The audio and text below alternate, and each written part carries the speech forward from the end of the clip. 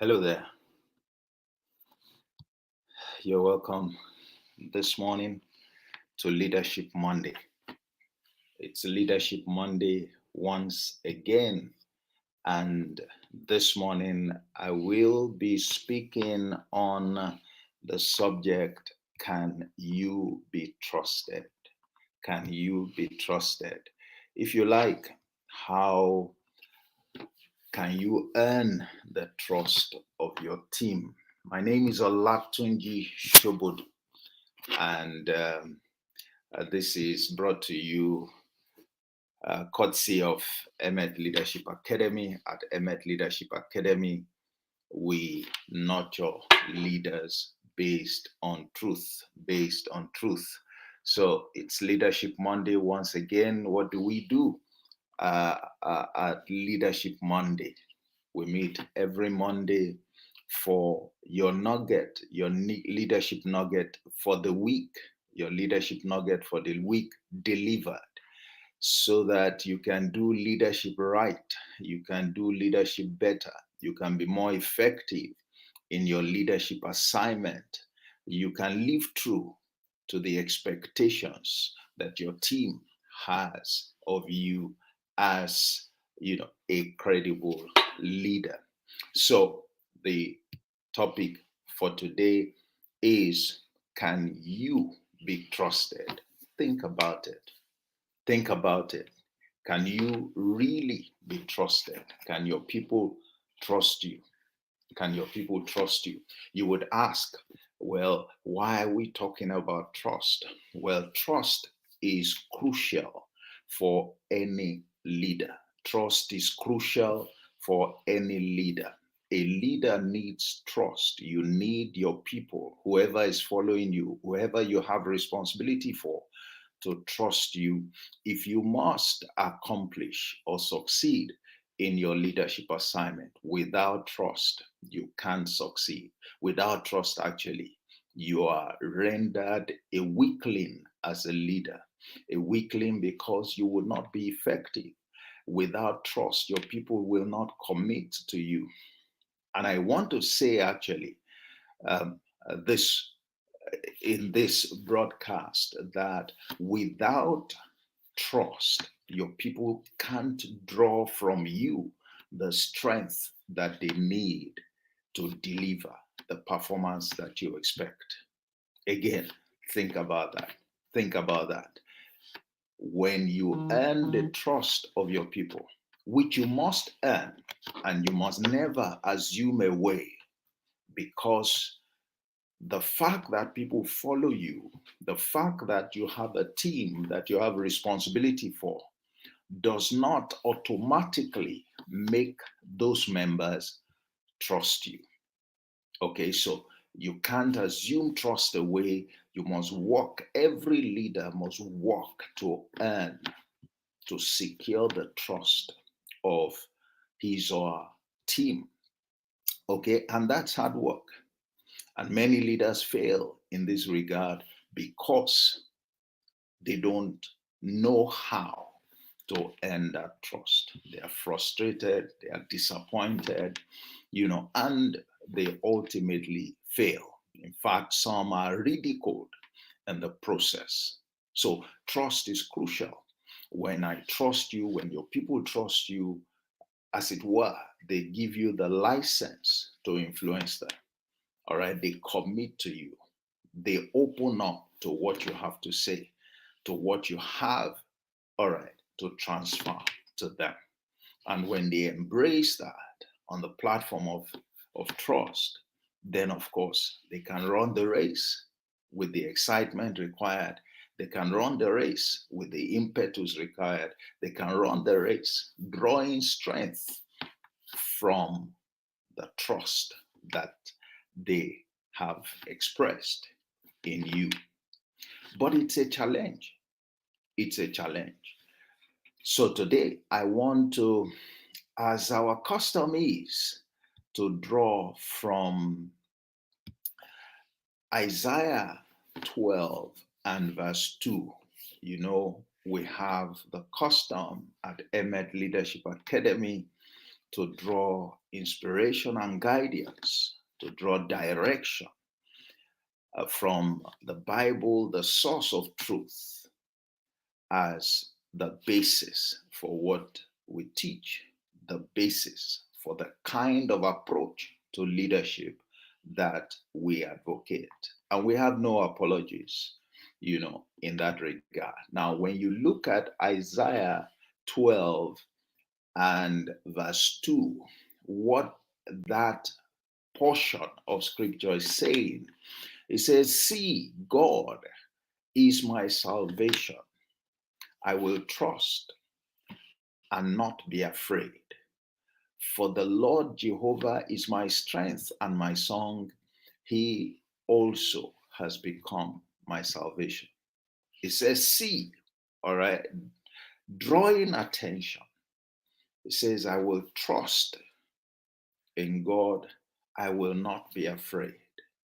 Can your people say that about you? Can your people say that about you as a leader? Can they express that confidence? He said, I will see, I will trust, and I will not be afraid. I will trust and I will not be afraid. Unfortunately, the way some of us lead, we lead with fear. Some leaders think that when their people are afraid, when they intimidate, when they oppress, all right, that's how they can elicit respect, elicit submission, elicit faith or trust in their leadership. And that's a big mistake. That's a big mistake. Yes, people can be afraid of you, but it doesn't mean that they will trust you. Certainly, they won't trust you. They fear you, and a leader does not require fear. A leader requires trust. A leader requires the people to be confident in their leadership. All right. And when you get to the point where your people can say, I will trust you and I will not be afraid, that's where you want to get to as a leader. Because from that point onwards, your responsibility becomes a lot less burdensome.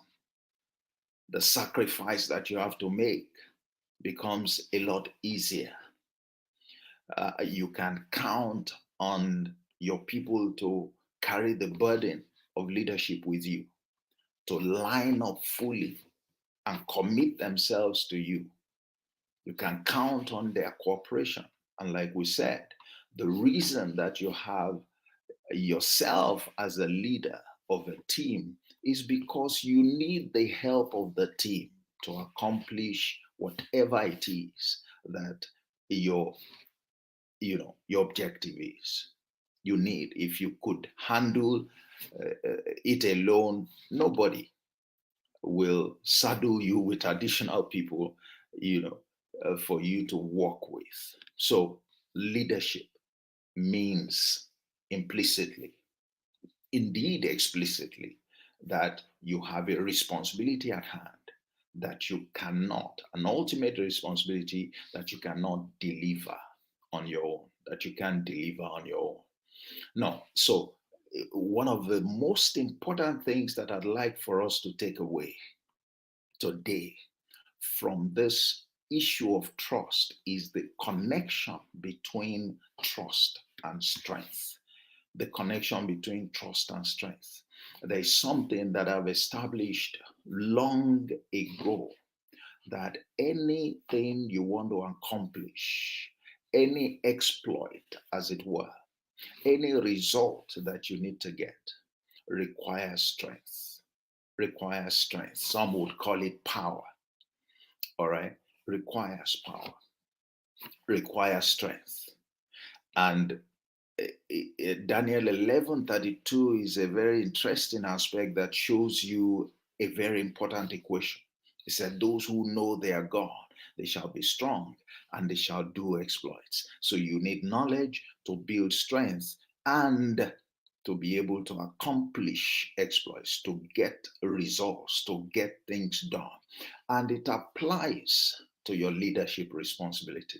It applies to your leadership responsibility. So you see from these scripture, from this reference in Isaiah 12:2, it links strength with trust. It says, God is my strength. My leader, as it were, is my strength and is my strong. The same person, my song, the same person that I said I will trust in, the same person that I said I will not be afraid of. What does that tell you? It tells you that when you secure trust and your people are at ease, working with you as their leader, they draw strength from it. They draw strength from it. And they celebrate you in the process. He said, the Lord Jehovah is my strength and my song. That's celebration. I am excited to commit myself to him. I am excited to follow him. It's the same way that your people will show excitement about following you. It's the same way. It's the same way. So there is a guaranteed connection between your ability to secure trust and your ability to deliver strength to your people, the strength that they need to deliver the kind of performance that you're expecting from them. So you would see that an attempt to try to get your people to collaborate with you, to fall in line with you, to do the needful to achieve the goals that have been set for you, without you focusing on building trust with them, we fail. You can't rely on your people's ability to generate strength in their work with you to deliver without first ensuring that you work to earn their trust. When I trust you, all right, I derive strength from it. Think about it emotionally, psychologically. I am excited. There is an impetus that I receive as a result of knowing that I can walk with you, I can run with you.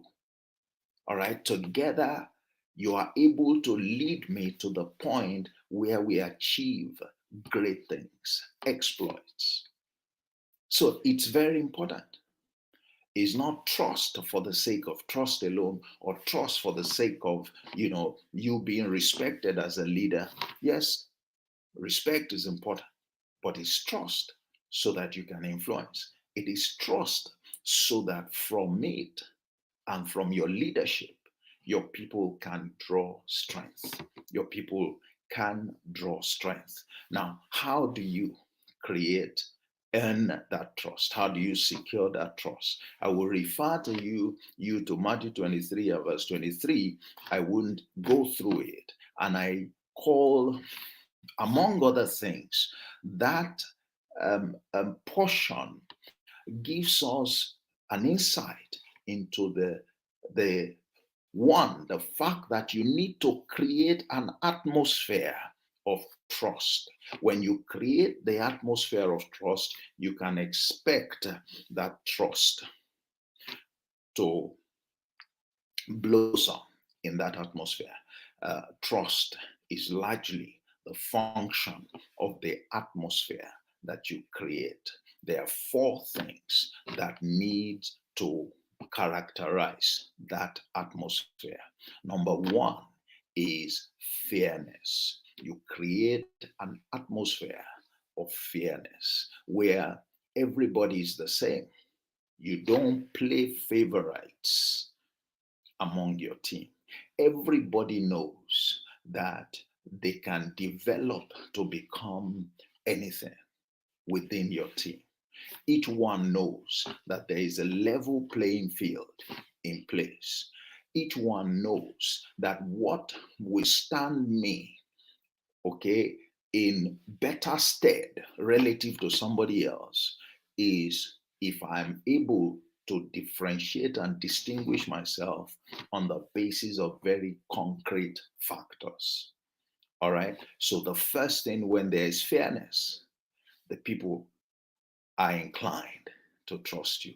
The second fact, second factor that characterizes the atmosphere of trust that you need to create is, I call it mercy, or if you like, forbearance. And what does that mean?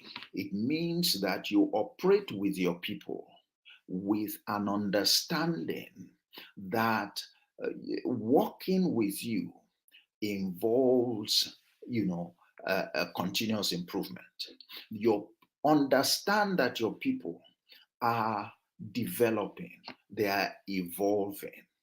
And if we're evolving, we're bound to make mistakes. We are bound to disappoint each other. We are bound to fall short now and then. Now, when your people fall short, when they commit mistakes or fall into errors, how do you react? You react with understanding. You are merciful. You are forbearing towards them. All right. You don't chastise them or breathe down upon them or write them off or disgrace them just because they have made a mistake. You made mistakes in the past. Yes, you are an expert today. Yes, you are capable of doing a couple of things today, but you were never always like that. You weren't always like that. You grew and developed, being nurtured by somebody else who was patient with you, who was forbearing, who understood that yes, you will make mistakes, but also hoped and drew your attention to the fact that you need to learn from your mistakes. When that kind of environment does not make people afraid of you. It makes them feel at ease. It makes them trust you because they know that what you're doing is in pursuit of their own interest. Is that you are focused on them developing, you are not focused on humiliating them in the quest for achieving results that you alone can be proud of. And if you create that kind of environment, they also will be proud. As long as I'm working with you and you are not about disgracing me for mistakes, for indecisions, that I take, of course, I'll be excited to work with you and you can count on my commitment. All right. I know you are not against me, that you are for me. That's the second. The third is your diligence as the leader. Now, are you diligent or are you faithful? Are you committed to the same cause that you are pushing everybody, that you are rallying everybody towards? Can your people see it? That what you're asking from them, you are an example of it. Clearly so. When you portray that, when they see diligence, it builds trust. It creates an environment of trust. Okay. And while we're at it, that also includes you trusting them. You trusting them. Because trust begets trust. When you invest trust in your people, they have an incentive to reciprocate. They have an incentive. Trust isn't a one-way thing. You are not, and you shouldn't, expect that your people will trust you when you are not willing to trust them. When you are not willing to trust them. And by the way, one of the ways that you demonstrate that you are willing to trust them is when you acknowledge that they can make mistakes. When they make mistakes, you are there to correct them. You trust that they would improve as they receive correction, when they make mistakes. It means you are showing that you trust them to benefit from the input and from the experience to learn from their mistakes. Okay? And then number four is compliance. Number four is compliance. Are you compliant? Are you compliant? What do we mean by that? Do you follow the same rules that you lay out for your people? Or are the rules only for your people and they don't apply to you? That can work. For many leaders, they stay up here and their people are down here. And they make huge demands on their people. They roll out do's and don'ts for their people, but those do's and don'ts only apply to their people. They don't apply to them. So what happens? They see the leader as a hypocrite. They see the leader as an oppressor. Why should certain rules apply to us that you don't live by, that you aren't compliant with? You see how that will undermine trust. And you see, therefore, how doing that, submitting yourself to the same rules, being an example of compliance with the same rules, of living by the same rules, will create an atmosphere of trust. Trust is earned when you create an atmosphere of trust. When you create an atmosphere of trust, you would earn the trust of your people. And when you earn the trust of your people, it is it is perhaps the most important leverage that a leader can secure for the assignment. When you have your people trust you, you can hardly go wrong. You can hardly go wrong, except, of course, if you abuse that trust somewhere down the line. And that's one of the things you need to be careful not to abuse. As with everything, when you succeed, you have to be careful not to misuse the privileges that success offers you. You have to be careful because you can get too comfortable, you can become complacent, and the trust which, and that trust means that they've entrusted their lives to you for as long as they're working with you. And that's a huge responsibility. You don't want to abuse it. You should not abuse it. So you must continually work to ensure that that atmosphere of trust is in place where there is fairness, where there is forbearance, where there is faithfulness or diligence, and there is compliance. There are rules, and everybody is subject to those rules without exception. As you continue to maintain that, the trust is in place, and that will advance your leadership efforts and effectiveness in very, very profound terms. It is difficult to find a leader, a true leader, who has earned the trust of his or her team fail.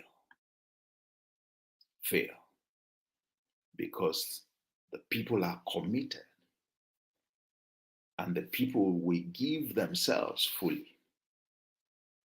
And it will take, for the most part, the leader to be the one to make mistakes, so to commit blunders along the way,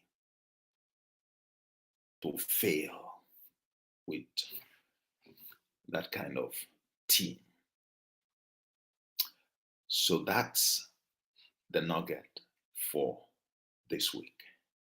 Go ahead and examine the atmosphere within which you're carrying out your leadership assignment. Do you have an atmosphere of trust? The way you run your shop or your team, can your people trust you?